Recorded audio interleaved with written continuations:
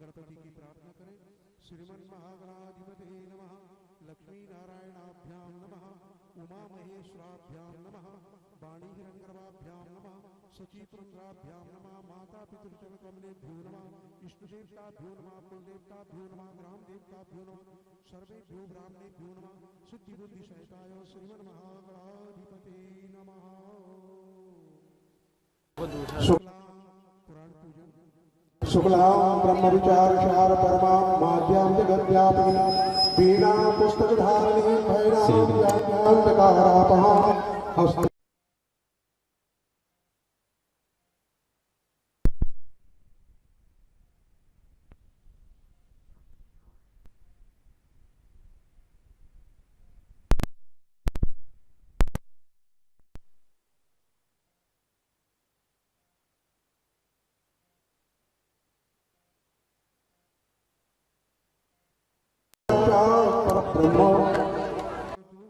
श्रीमन महागणाधिपते नमः, गणपति की प्रार्थना करें।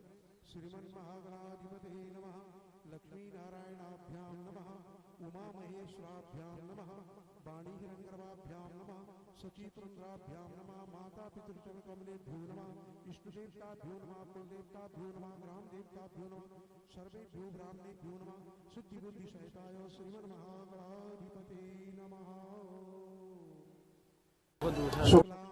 पुराण पूजन। शुक्लां ब्रह्म विचार सार परमा माध्यां जगद्व्यापिनी वीणा पुस्तक धारिणी भैरव ज्ञानकारापहा हस्त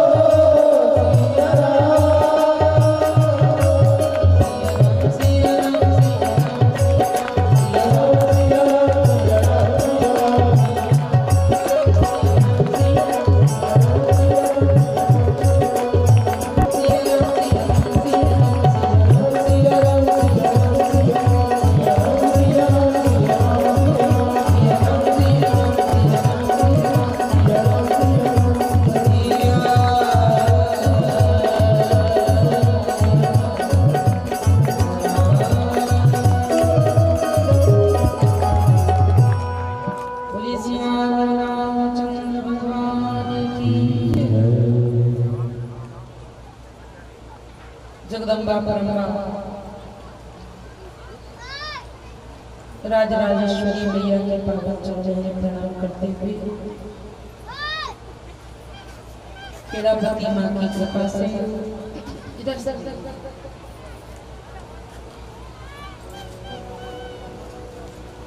यज्ञनारायण भगवान की पावन पवित्र सानिध्य में विराजमान मंगलमय दिव्य चारित्र को शुरू करने के लिए उपस्थित समस्त भक्तजन, मातृशक्ति, खेड़ापति मैया और नारायण भगवान का आशीर्वाद रहे हैं। अभी अभी वहां से बड़ी सुंदर दिव्य कथा का आयोजन हुआ और वहीं से कथा करके हम लोग यहाँ आ रहे हैं। राजेश भैया जी, नरेश पटेल जी, गुड्डू भैया जी, हमारे सुरेश भैया जी और गुरारिया और गुलारिया के सभी भक्तों के द्वारा बहुत दिव्य आयोजन किया गया है। एक बार आप सभी का स्वागत करें अतिथि देवो भव ताली बजा करके। और एक बार भिलाड़िया के और गुरारिया के बीच में सिद्ध हनुमान जी महाराज का दर्शन करके जरूर जाए। बड़ा दिव्य स्थल है और बड़ा ही सिद्ध स्थल है। मनोकामनाओं की पूर्ति करने वाले सिद्ध हनुमान जी विराजमान है। आज बड़ी धूमधाम से नगर की शोभा यात्रा में निकाली गई। नगर में श्री सीताराम जी महाराज के प्राण प्रतिष्ठा का आज कार्य संपन्न हुआ। उनकी कृपा से सिद्ध हनुमान जी महाराज तो विराजमान थे ही, परंतु उन्होंने अपने इष्ट आराध्य को भी विराजित कर लिया। और यह सौजनी ग्राम धन्य है कि जहां भगवान श्री राम आकर विराजमान होते और अवध तहीं जहां राम निवास, वही स्थान अवध होता है, अयोध्या होता है जहां भगवान का निवास है। तो आज भगवान की प्रतिष्ठा के साथ सौजनी ग्राम अयोध्या धाम बन गया और आप सब लोग अयोध्या वासी बन गए। बड़े सुंदर ढंग से, बड़े विधि विधान से, वैदिक विधि से, विशुद्ध वेद मंत्र से भगवान की प्रतिष्ठा की गई। प्रतिष्ठा का कार्य सुंदर ढंग से, वैदिक विधान से संपन्न कराने वाले हमारे परम आदरणीय परम श्रद्धेय आचार्य श्री तिवारी जी महाराज और पूरी मित्र मंडली आज हम लोग के बीच में। आप सबके जाने वाले पहचाने परिचित भैया संतोष रामायणी जी भी पधारे हैं। उनके भी मधुर भजनों का आनंद हम लोग लेंगे। और भिलाड़िया के आचार्य श्री धर्मेंद्र जी व्यास जी भी हैं यहाँ पर मंच पर विराजमान। सभी हमारे कलाकार बंधु हैं तथा के यजमान श्री ब्रजेश पचौरी जी, उनकी धर्मपत्नी, उनका पूरा परिवार बड़े भाव के साथ भगवान की इस दिव्य कथा और अनुष्ठान का कार्य कर रहा है।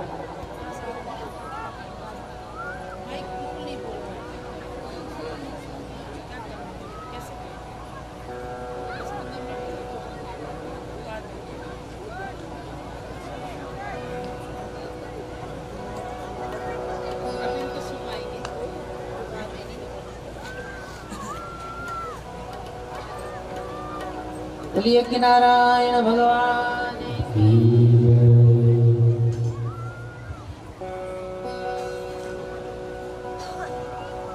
एक जन्म नहीं बल्कि अनेक जन्मों के जन्म जन्मांतर कल्प कल्पांतर युग युगांतर के पुण्यों का जब संग्रह होता है तब ऐसी सत्संग की गंगा में अवगाहन करने का अवसर प्राप्त होता है। एक जन्म नहीं, बहुत अनेक जन्म होते हैं। ये सत्संग ही हमारे जीवन को बनाने वाला है। बिन सत्संग विवेक ना होई, बिना सत्संग के ज्ञान नहीं, और बिना ज्ञान के अज्ञानी व्यक्ति मूर्ख कहा जाता है।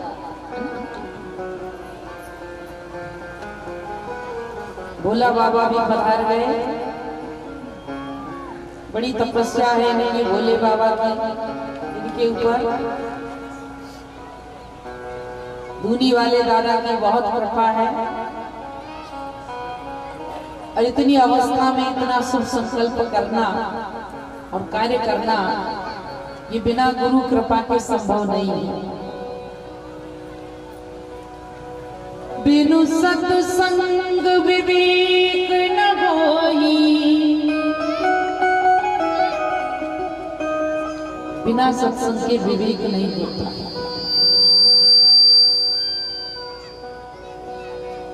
और विवेक जीवन में ना आए, ज्ञान जीवन में ना आए तो अज्ञानी व्यक्ति मूर्ख होता है।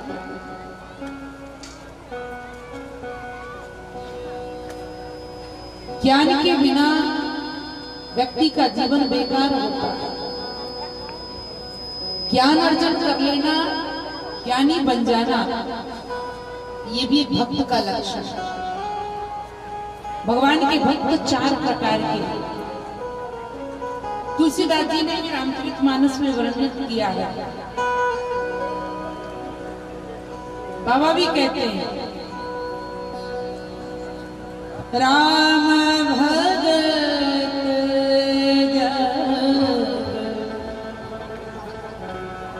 जग 4 प्रकार,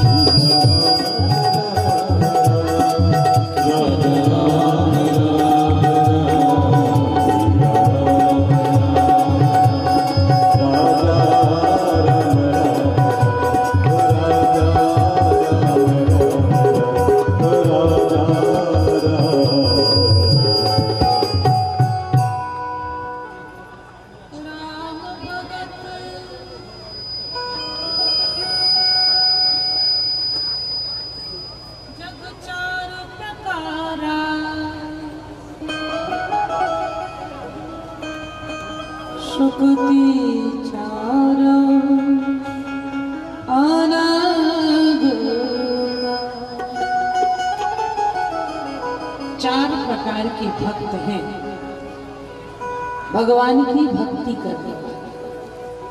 कौन कौन से?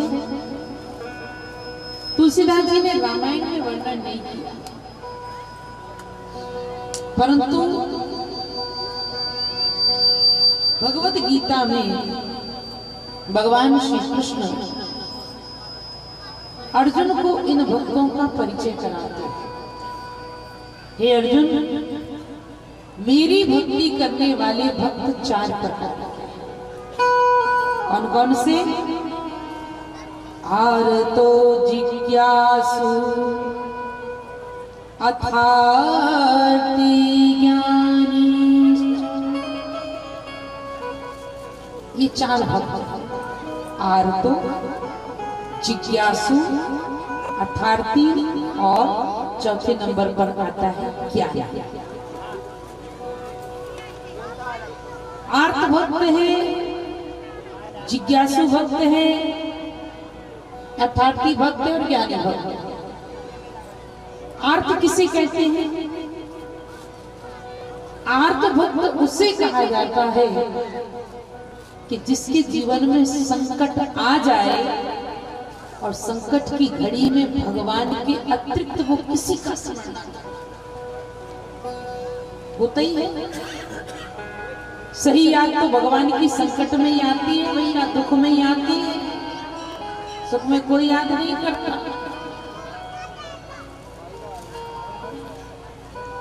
दुख में सुमिरन सब करे, पर सुख में करे न कोई। जो सुख में सुमिरन करे तो दुख काहे को। सुख में अभ्यास शुरू कर दो, भजन। अब ये नहीं कि बुखार चढ़ रहा हो तो हे राम हे राम, और सुबह रात को गोली खाई, सुबह बुखार उतर गया तो कितने के राम कैसे राम, फिर तो ले आओ दाम करें काम।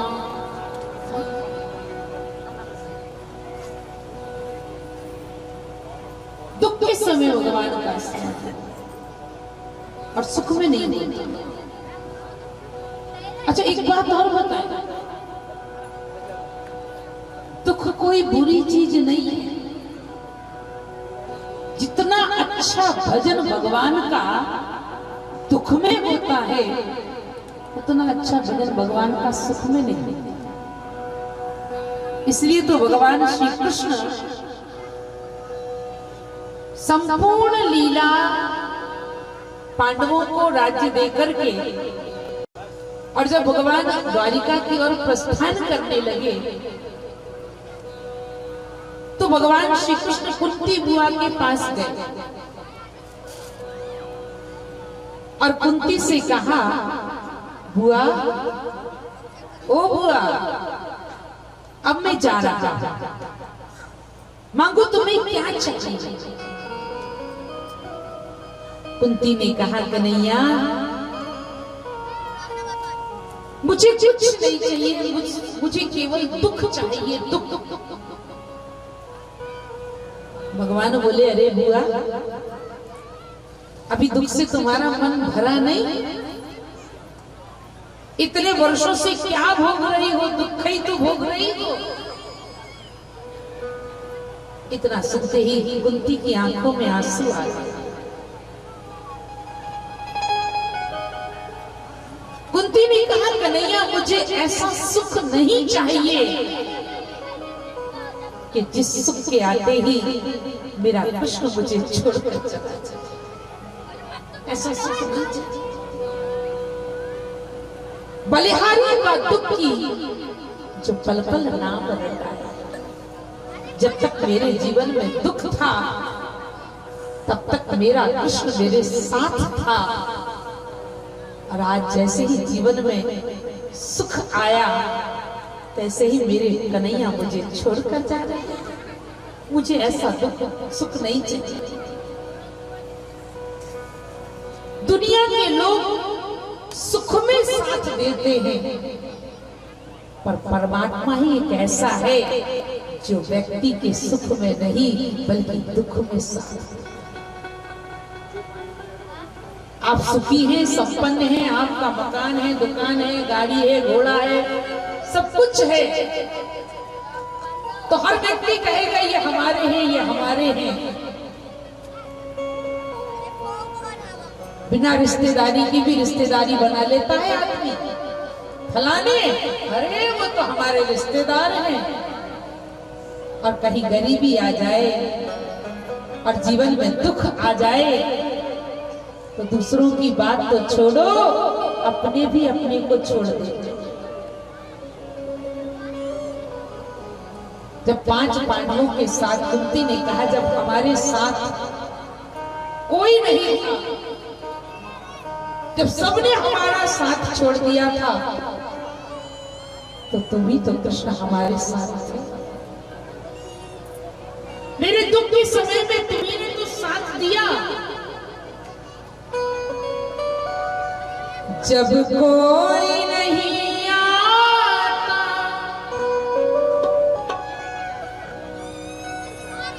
जब कोई नहीं आता,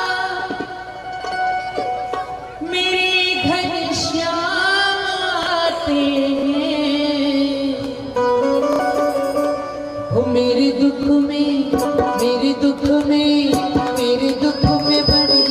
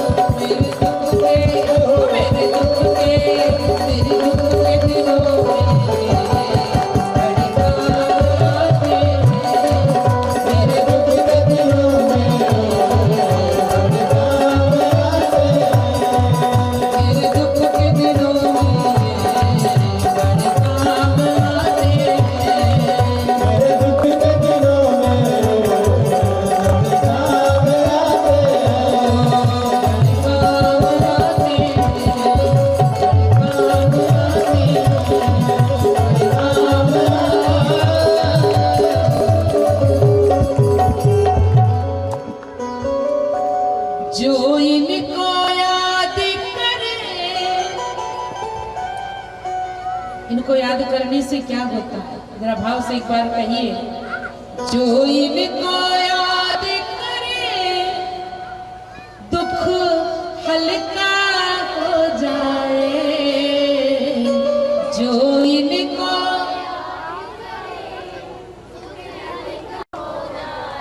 जोर से, जो इनसे प्रेम करे ये उनका हो जाए, जो इनसे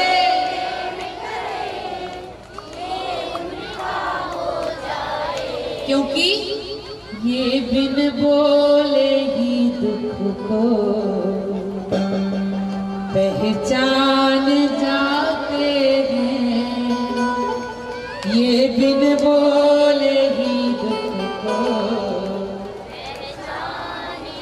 इसलिए मेरे दुख के दिनों में ये बड़े काम आते। सुख में दुनिया से काम आती है, पर दुख में तो भगवान ही काम आते हैं। सुख में जगत काम आता है, पर दुख में तो जगदीश ही काम आते हैं। इसलिए कुंती ने भगवान से दुख ही मांगा।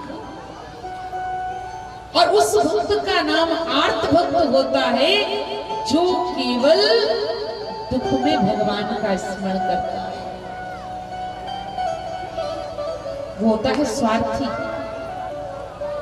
दुख आया तो भगवान और दुख गया तो खुद ही भगवान। कैसे भगवान? कौन से भगवान? हम ही भगवान।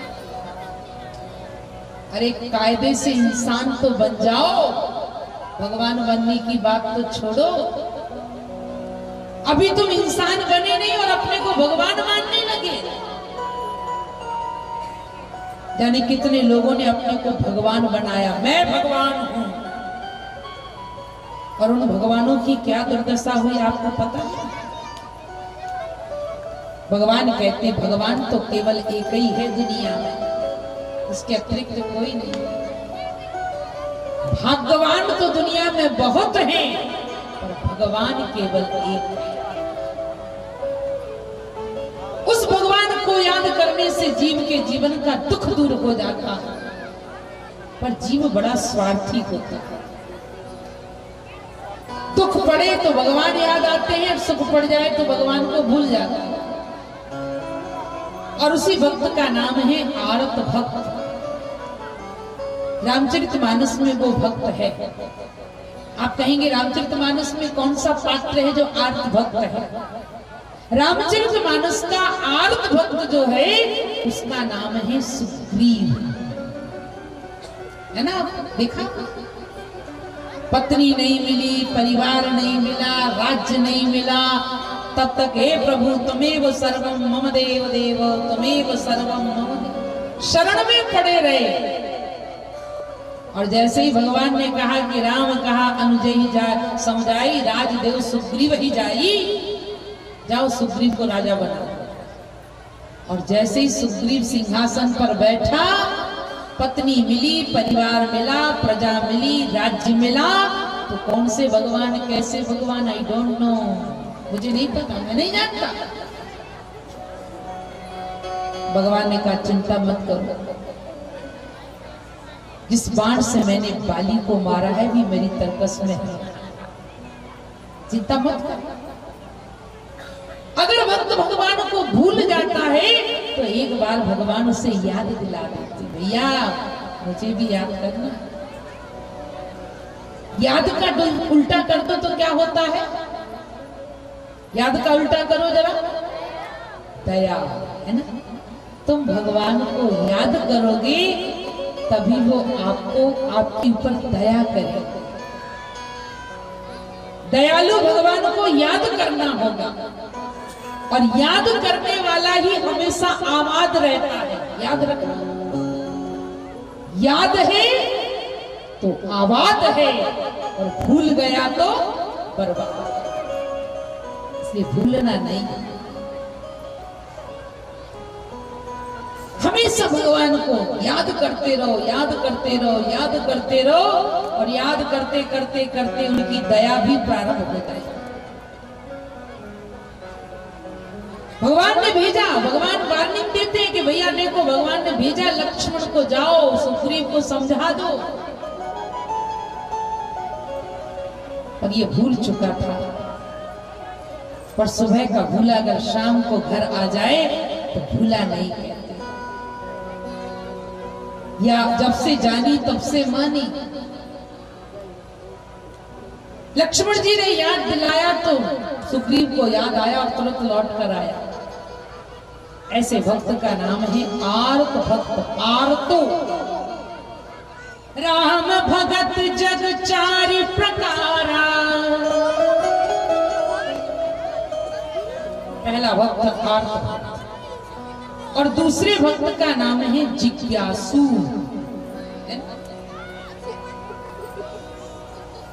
अगर आपके मन में जिज्ञासा आती है तो भी ये भक्त का लक्षण है। धर्म को जानने की, शास्त्र को जानने की,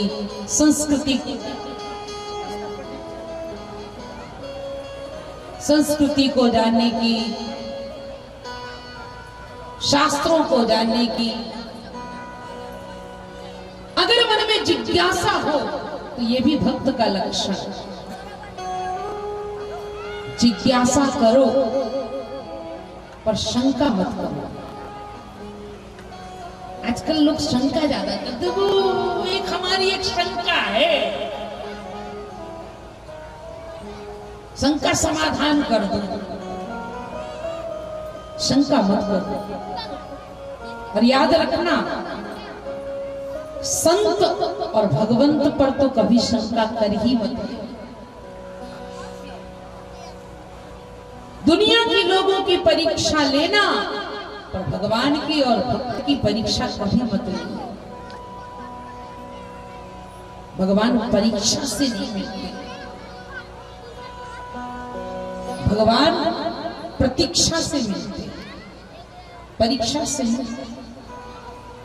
सती ने की परीक्षा तो दुर्गति हो गई, शबरी ने की प्रतीक्षा तो सदगति हो गई।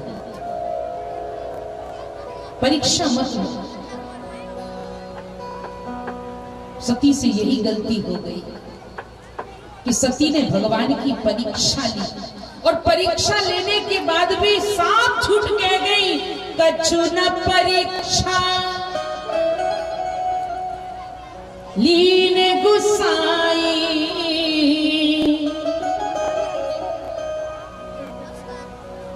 ओ कीन प्रणाम तुम्हारे ना, मैंने कोई परीक्षा नहीं ली। और जो पत्नी पति से झूठ बोलती है उस पत्नी की दुर्गति हो जाती है, और जो पति पत्नी से झूठ बोले उसकी भी दुर्गति हो जाती है। अभी इनकी बात बोलेंगे, नहीं हम ही हमसे कह रही, इनसे अभी तो कहो कछ। पति पत्नी का जो संबंध है ये केवल विश्वास पर टिका है भैया, बस कुछ नहीं है, केवल विश्वास पर टिका है पति पत्नी का संबंध। पति के प्रति पत्नी को अगाध आस्था होती है, प्रेम होता है, तभी तो बेचारी सुबह से लेके शाम तक भूखी मरती है। कब है चंद्रमा दिख जाए यार तो रोटी खा ले। कल कितनी देवियों ने भूखी रही, किसके लिए? पति की दीर्घायु के लिए। इनका पूरा का पूरा जीवन ही परोपकार में निकल जाता है। पति, पुत्र, परिवार, संसार। कभी बेटे के लिए संतान सप्तमी रखेंगी तो कभी पति के लिए करवा चौथ रखेंगी, कभी वैभव लक्ष्मी रखेंगी, कभी 16 सोमवार रखेंगी, कभी संतोषी माता का व्रत रखेंगी। किसके लिए? अपने लिए नहीं, केवल अपने परिवार। पूरा जीवन परोपकार में। स्त्री अपने लिए कभी नहीं जीती, बचपन से लेकर बुढ़ापे तक वो बस परिवार के लिए ही जीती। छोटी सी 5 वर्ष की कन्या को भी बड़ा प्रेम होता है अपने परिवार से। एक जगह एक बार वृंदावन आश्रम में हमने नवरात्रि का अनुष्ठान किया और नवमी के दिन कन्याओं का भोजन कराया। बड़ी छोटी छोटी कन्याएं आई थी। अभी हमारा भिलाड़िया में कार्यक्रम जब कथा हुई, हनुमान जी की प्रतिष्ठा का कार्य था, तो पूरे की पूरे सिद्ध हनुमान जी महाराज की जो मंडली थी, मंडल था, सबने बहुत सारी कन्याओं को भोजन कराया। नवरात्रि में वो भी हमारा कार्यक्रम था। इस बार नवरात्रि का अनुष्ठान भिलाड़िया में ही हुआ, तो उस बार हमने वृंदावन में किया। छोटी छोटी कन्याओं को बुलाया और हमने कहा पैसे की जगह कन्याओं को कुछ उनकी उपयोगी सामग्री दी जाए और उनको टॉफी दी। मैंने मिठाई की जगह टॉफी दे दी। एक 5 वर्ष की छोटी सी कन्या, उसको मैंने एक बड़ी टॉफी दी, चॉकलेट, और उसने वो हाथ में ली और दूसरे हाथ, वो एक हाथ की चॉकलेट को पीछे दबा छिपा करके दूसरा हाथ आगे करा और कहा दीदी एक टॉफी और दो। मैंने कहा क्यों? मैंने कहा क्यों? बोली मेरा छोटा भैया है ना, एक टॉफी इसके लिए। इतना सुनते ही मेरी आंखों में आंसू आ गए। मैंने कहा धन्य है स्त्री का हृदय। 5 वर्ष की कन्या को अपने भाई की चिंता है कि मेरे भैया को भी एक टॉफी खिलाऊं। भैया बहन की चिंता नहीं करता, लड्डू दो कप खा जाएगा और बहन का भी छुड़ा के खा जाएगा। बचपन से लेके बुढ़ापे तक केवल दूसरों की सेवा में ही इसका समय जाता है जीवन। कत विधि सृजी नारी जगमाही, पराधीन सपने सुख। रात रात भट जग करके बच्चों को पालन पालती पोसती बड़ा करती है, वो पूरा जीवन। भगवान ने कहा कि देखो परीक्षा लो, परीक्षा ली, झूठ बोल गई नहीं, कछु न परीक्षा ली गुस्सा। और भगवान ने जब ध्यान लगा कर देखा ओ देवी तो असत्य बोल गई। तो मैं केवल यही आपको बता रही थी कि भगवान परीक्षा से नहीं, प्रतीक्षा से। सती ने भगवान की परीक्षा ली तो अग्नि में कूद करके प्राणांत करना पड़ा। परीक्षा का परिणाम कितना खराब निकला, परंतु शबरी ने परीक्षा नहीं की। छोटी सी नन्ही सी मुन्नी सी प्यारी सी गुड़िया सी शबरी गुड़िया हो गई भगवान की प्रतीक्षा करते करते। आज शबरी की मां ने शबरी के उलझे हुए केसों को सुलझा रही थी। उसे नहलाया धुलाया, अच्छे वस्त्र पहनाए और उसके जो केस उलझ गए थे, बाल, उनको सुलझा रही थी। और जब वो सुलझा रही थी तो केस शबरी को बड़ा कष्ट हो रहा था। उसने कहा छोड़ मां, आज तू मुझे इतना क्यों परेशान कर रही है? कभी तो तू इतना सजाती नहीं, इतना तैयार नहीं करती, ना मेरे केसों को सुलझाती। शबरी की मां ने कहा बेटी आज तेरे देखने वाले आ रहे हैं और तेरा विवाह निश्चित होगा, इसलिए मैं तुझे सजा रही हूं। इतना सुनते ही छोटी सी शबरी ने मां से प्रश्न किया मां देखने वाले आ रहे हैं तो क्या होगा? मां ने कहा बेटी तेरी सगाई हो जाएगी। सगाई के बाद क्या होगा? तेरा विवाह हो जाएगा। विवाह के बाद क्या होगा? तू दादी बनेगी, नानी बनेगी, माँ बनेगी और फिर क्या होगा? तू मर जाएगी। फिर क्या होगा, तेरा दूसरा जन्म होगा, तो क्या उसी घर में? माने का कोई गारंटी नहीं कि तू उसी घर में फिर जन्म लेगी। इतना सुनते ही शबरी ने बालों को छुड़ाया कि जिस घर में मैं जन्म छोटी सी जाऊंगी और बड़ी बूढ़ी होकर मर जाऊंगी, पर उस घर की पूरे घर की सेवा करूंगी, पर मेरा उस घर से कोई अगले जन्म में संबंध ही नहीं रहेगा, तो ऐसा विवाह मुझे नहीं करना, छोड़ना। और शबरी ने वहीं से दौड़ लगाई। दौड़ते दौड़ते दौड़ते दौड़ते जंगल में पहुंच गए, मतंग ऋषि के आश्रम पर।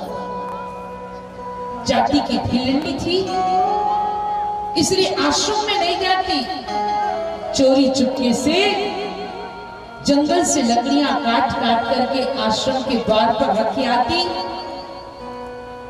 झूठी पत्तलों का, संतों का जूठन खाती और अपना जीवन यापन करती। संतों ने कहा, ये कौन सा ऐसा भक्त है जो रोज आता है और लकड़ी काट करके रख जाता है और अब हमें दिखता नहीं है। चोरी से देखा गया, शबरी पकड़ा गया। महात्मा ने, मतंग ने, ऋषि ने उसे अपने आश्रम में रख लिया, अपनी शिष्या बना लिया। आश्रम के संतों ने विरोध किया कि जाति की भीलनी है, स्त्री है, इसे हम आश्रम में नहीं रहने देंगे। जिस सरोवर में हम नहाएंगे, स्नान करेंगे, उसी में ये स्नान करेगी ना गुरुदेव, ये नहीं रहेगी, कदापि नहीं रहेगी। शबरी को सरोवर में स्नान करने से मना किया और प्रातःकाल दूसरे दिन जब संत सरोवर में स्नान करने गए तो पूरे सरोवर में कीड़े कीड़े तैर रहे थे। स्नान की बात, जल पानी की तो बात छोड़ो, वो जल स्नान के योग्य नहीं रहा। महात्मा दौड़े दौड़े आए, मतंग ऋषि से कहा, बाबा सरोवर का जल तो दूषित हो गया। बाबा ने कहा, जो अपराध भगत कर कर ही राम रोष पावक से, तुमने एक भक्त का अपमान किया और ये उस भक्त के अपमान का ही परिणाम है। अब क्या करें, प्यास लग रही है, पानी नहीं है। मतंग जी ने कहा, अगर शबरी जाकर सरोवर में पैर डाल दे तो सरोवर पवित्र हो जाए। शबरी से आग्रह किया, प्रार्थना की, और शबरी ने जैसे ही जाकर सरोवर में अपना चरण दिया, जल निर्मल स्वच्छ हो गया। महात्माओं ने शबरी को सर्वस्व मान करके प्रणाम किया। छोटी सी शबरी देखते देखते जवान हो गई, युवा हो गई, और देखते देखते जब संत मतंग ऋषि जब प्राण उनका होने लगा, परमात्मा के परम धाम को जाने लगे, शबरी ने हाथ जोड़ करके कहा, गुरुदेव मैं क्या करूंगी जब आप चले जाओगे? गुरुदेव ने कहा, बेटी तू यही रहना, यही प्रतीक्षा करना, तुझे कहीं जाने की जरूरत नहीं है। भगवान तेरे दर्शन करने, तुझे दर्शन देने खुद आश्रम में आएंगे।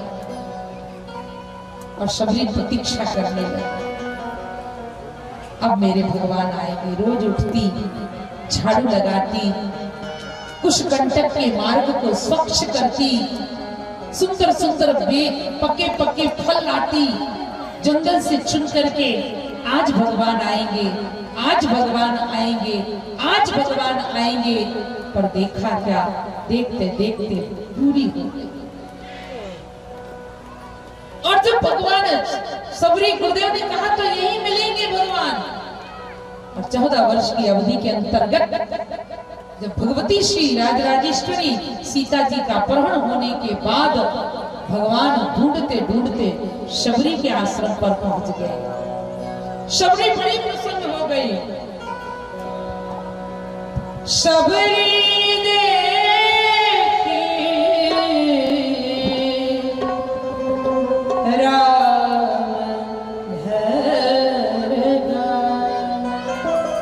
शबरी देखी राम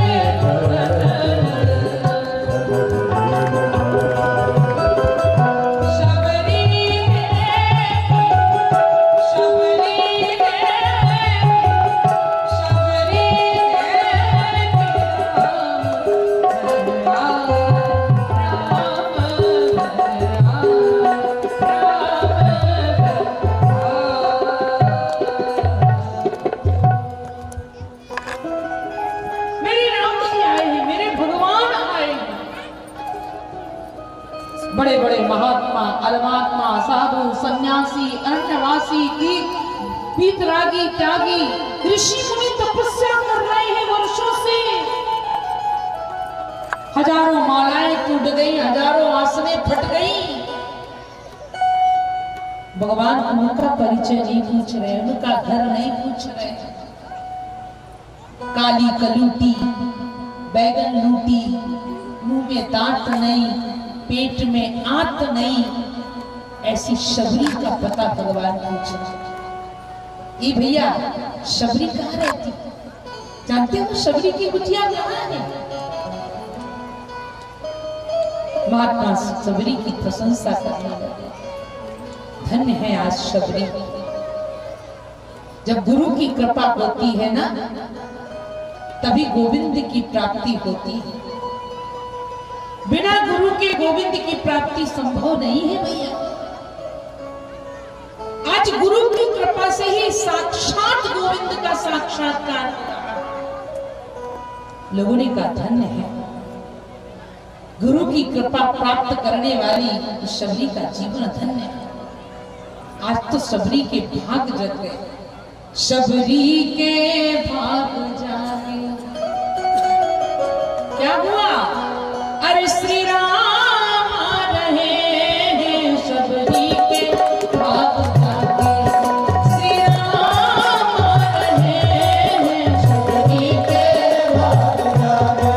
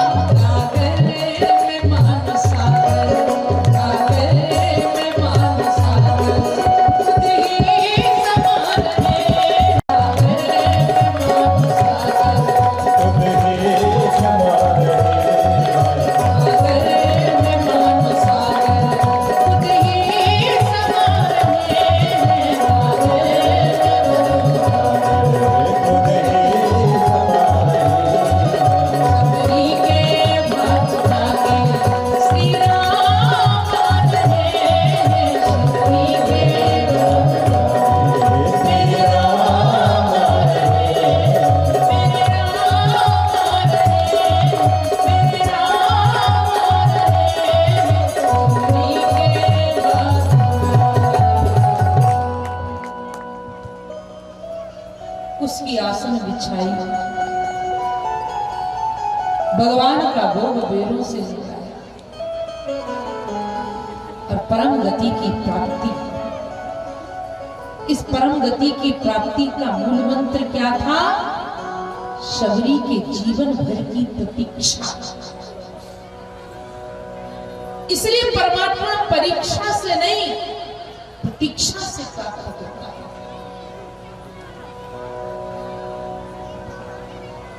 आरतो जिज्ञासु, ये दूसरे नंबर का भाग।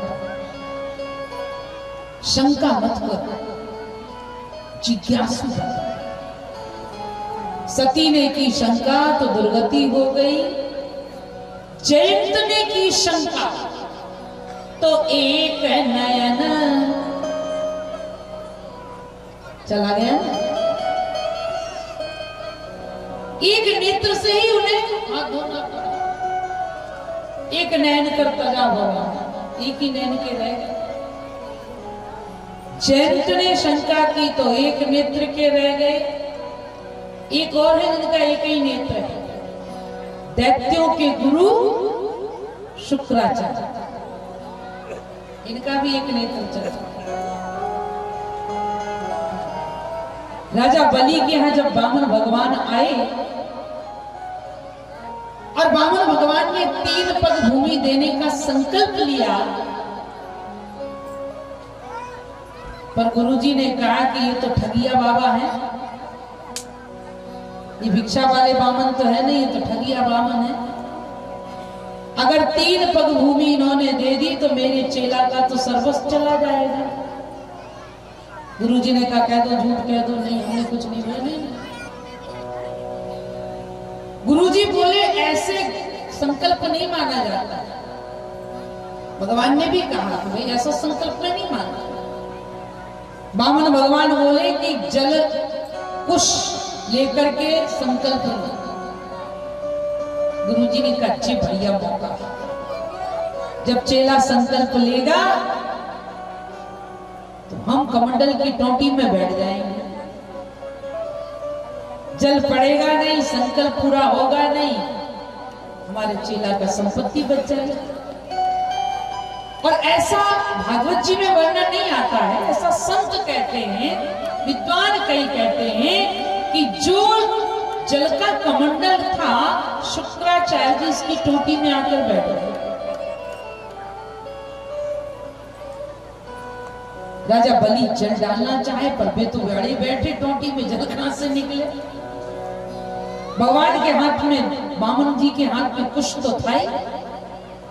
उन्होंने कहा कि राजा बलि बोले क्या बात है पंडित जी, इसमें से वामन भगवान से कहा कि इसमें से जल नहीं निकल रहा। भगवान बोले पुराना कमंडल है, बहुत दिन का रखा होगा, शायद कुछ अड़ गया होगा, और एक उसको जैसे ही टोटी में डाला तो बताते वही शुक्राचार्य जी आंख लगाए बैठे तो आंख में कुछ चला। किसी ने कहा प्रभु आपने ऐसा क्यों किया, शुक्राचार्य जी की एक आंख क्यों आपने समाप्त कर दी। भगवान ने कहा शुक्राचार्य को कि तुम दैत्यों के गुरु हो और ये तुम्हारे पास 2 नेत्र है। एक नेत्र है ज्ञान का, यानी कहते ज्ञान चक्षु, चक्षु माने नेत्र। एक नेत्र आपके पास ज्ञान का है और एक नेत्र आपके पास भक्ति का है। इसमें कोई दुराय नहीं, संदेह नहीं, आप ज्ञानी बहुत बड़े, आप बहुत बड़े ज्ञानी हैं, परंतु एक आपने गड़बड़ कर दी। ज्ञानी तो बहुत बड़े हो पर आप भक्ति में बाधक बने, इसलिए एक ही नेत्र से दुनिया देखो, हम आपकी भक्ति के नेत्र को ही समाप्त कर देते हैं, केवल ज्ञान से दुनिया का दर्शन करो बस। जो भगवान पर संदेह करता है उसकी यही दुर्गति। एक नयन करता जा भवानी, ये शंका करने वाले की दुर्गति है। इसलिए भगवान पर शंका मत करो, जिज्ञासु बनो। सती ने की शंका तो दुर्गति हो गई और पार्वती ने की जिज्ञासा तो सदगति हो गई। सती ने भगवान की कथा पर शंका की, भगवान पर शंका की, और वही सती तेहि कारण हिमगिरी ग्रह जाई, जन्मी पार्वती तनु। और वही सती जब पार्वती बनकर आई तो हाथ जोड़ करके जिज्ञासु बनकर बैठ गई। आपने देखा देवालय में कैसी बैठती है पार्वती जी, बता सकती हो? शिव जी के मंदिर में जाती हो के नहीं, शंकर जी पे जल चढ़ाती हो के नहीं, तो पार्वती जी कैसी बैठती है देखा के नहीं? हाँ गुड, बहुत सुंदर। कैसे बैठती है? ऐसा। ये किसकी मुद्रा है? ये मुद्रा है श्रोता। कथा जो सकल लोक हितकारी और सोई पूछन चाहे शैल को। पार्वती जी भगवान शंकर से कथा पूछ रही हैं, सुन रही हैं और शंकर जी कथा सुना रहे हैं। तो वक्ता जब कथा करे तो श्रोता को कैसे बैठना चाहिए? नहीं कि वक्ता की तरफ पांव करके बैठ गए देखो शीशा। जितासनो जित श्वासो जित संगो जिते।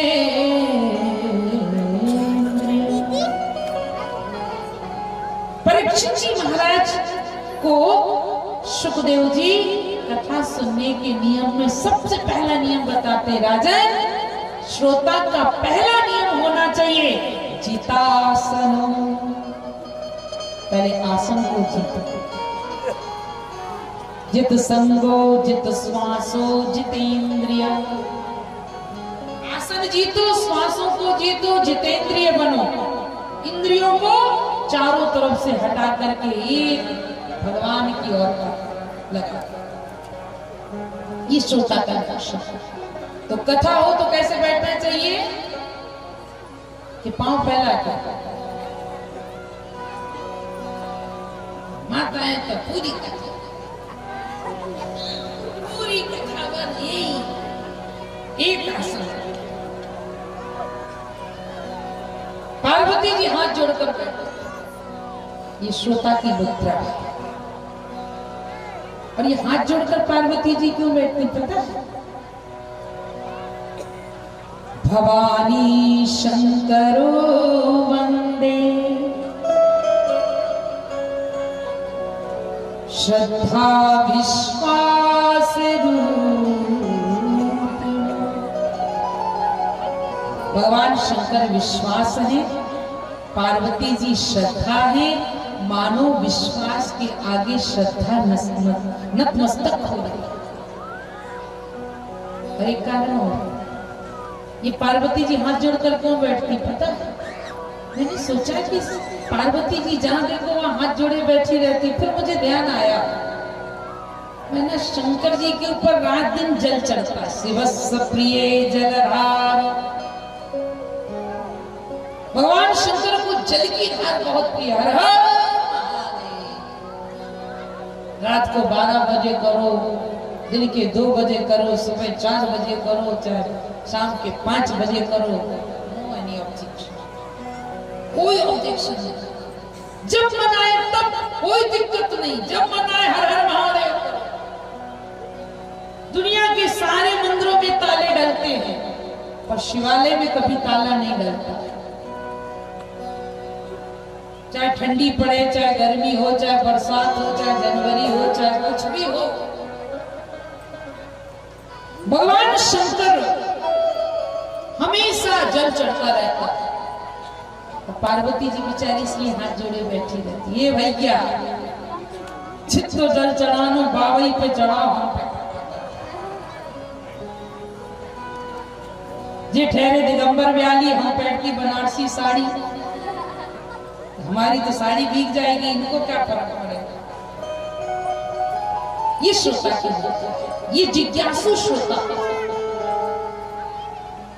भगवान शंकर भाव के साथ कथा सुना रहे हैं और पार्वती जी जिज्ञासु बनकर कथा सुना। आर्तो जिज्ञासु अर्थार्थी ज्ञानी। ज्ञान प्राप्त करना, ज्ञानी बनना, यह भी भक्त का लक्षण है। बिनु सत्संग विवेक न होई। हम लोग इसी पर चर्चा कर रहे हैं और इतना बड़ा चिंतन इसी पे हमने तैयार किया, विचार किया अपन कि बिनु सत्संग विवेक न होई। विवेक आना, विवेकवान बनना, ये भी भक्त का लक्षण है। भगवान कहते ज्ञानी का मैं गुरु। ज्ञानी के भगवान क्या है? गुरु। और भगवान कहते मूर्खों का मैं चेला। मूर्खों से कोई मूर्ख हृदय न चेत जो गुरु मिलई विरंच सब। मूर्खों को कोई समझा भी नहीं सकता।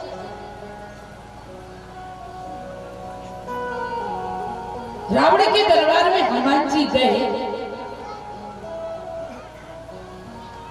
तो हनुमान रावण लगा उपदेश दे। लोगों ने कहा हनुमान जी आप तो ज्ञानी नाम अग्रगण्यम है, बुद्धिमताम वरिष्ठम है, ये आप तो उपदेश दे रहे हैं, आप भी तो कुछ कहो, कुछ सुनाओ। हनुमान जी बोले कि कई एक मुंह वाले बोलते हैं, इतना बोलते हैं कि अच्छे अच्छों की बोलती बंद कर देते। हाँ महाराज, जब बोलना शुरू हो जाए तो अपने आगे किसी की सुने ही नहीं, इतनी बड़ी बड़ी हाँ बोलते हैं।